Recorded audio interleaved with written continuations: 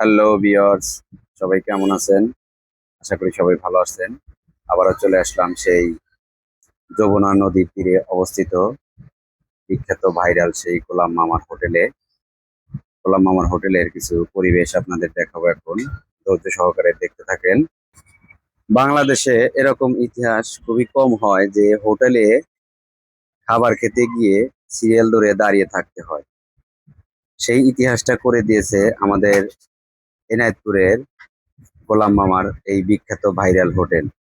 এখানে খাবার খেতে গেলে দুপুরের দিকে সিট পাওয়া যায় না, সেজন্য অনেকেই অনেক আগে গিয়ে বসে থাকে এবং একজন খাবার খাচ্ছে পাশে উনি দাঁড়িয়ে থাকে সিটটা নেওয়ার জন্য।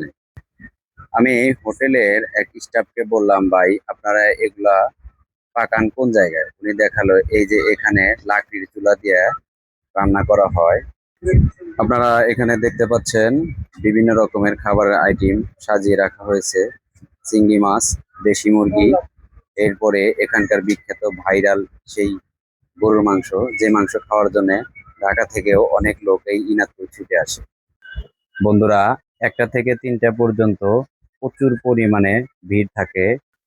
আজ এ পর্যন্তই। আর নতুন নতুন ভিডিও পেতে আমাদের চ্যানেলটা সাবস্ক্রাইব করে রাখুন। ধন্যবাদ।